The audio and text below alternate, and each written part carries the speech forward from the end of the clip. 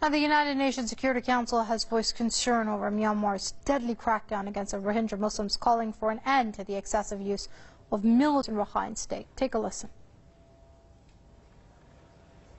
The Security Council further expresses grave concern over reports of human rights violations and abuses in Rakhine State, including by the Myanmar security forces, in particular against persons belonging to the Rohingya community. The Security Council calls upon the government of Myanmar to ensure no further excessive use of military force in Rakhine State, to restore civilian administration and apply the rule of law, and to take immediate steps in accordance with their obligations and commitments to respect human rights. The UN Security Council also raised the alarm about the increasing number of refugees and internally displaced people in Myanmar, warning about its destabilizing impact on the region. Now, it called for a transparent investigation into the human rights violations in Rakhine, urging the Myanmarese government's cooperation.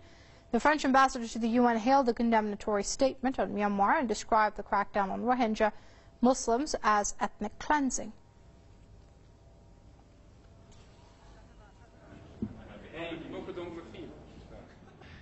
Through this presidential statement, the Security Council expresses a strong and unanimous message to end the ethnic cleansing that is taking place before our eyes in Myanmar and recreate a political momentum in this country. This is an important and needed step forward to solve one of the worst humanitarian crises of our time. Myanmar's envoy to the UN has criticized the condemnatory statement, saying it is singling out a member state based on, quote, accusations and falsely claimed evidence. The statement, which is not legally binding, requests the UN chief to report back within 1 month on the situation in Rakhine. Earlier on Monday, the UK put forward a condemnatory draft resolution against Myanmar's violence, while other council members, including the US and France, backed the proposal. China, which is an ally of Myanmar, once again opposed it. Since late August, over 600,000 Rohingya have been forced to flee Myanmar's atrocities and sought refuge in neighboring Bangladesh. Joining us now to discuss this further via Skype is Myra Dagepa, coordinator with the U.S. campaign for Burma. Many thanks for joining us here on Press TV. Now, as you just mentioned, Myanmar's envoy to the UN has said that this statement is based on accusations and falsely claimed evidence. What do you say to that? Firstly, thank you for having me. Well, of course, the Burmese government will always say that. But we all know it is not a false accusation. It is the fact that people are killed, people are cast out from their own place. So this is not accusation, but this is the fact. Right, but don't you think it's a problem that the Myanmarese officials are not even willing to recognize that there is a problem in Rakhine State?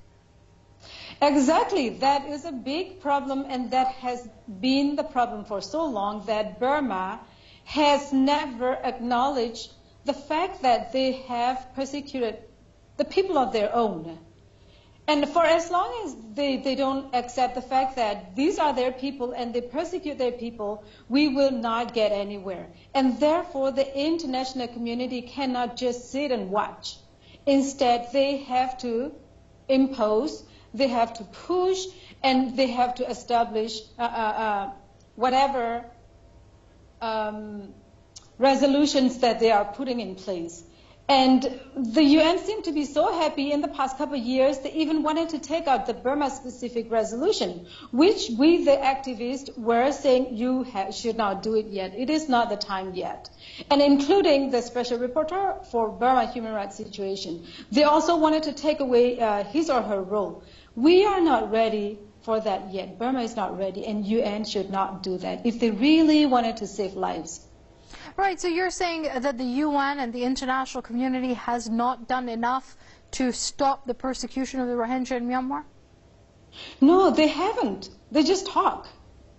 Everyone can talk, but as long as we don't put anything into action, that action is not going to happen by itself, considering Burma conflict that has been going on for decades. I've lived through that.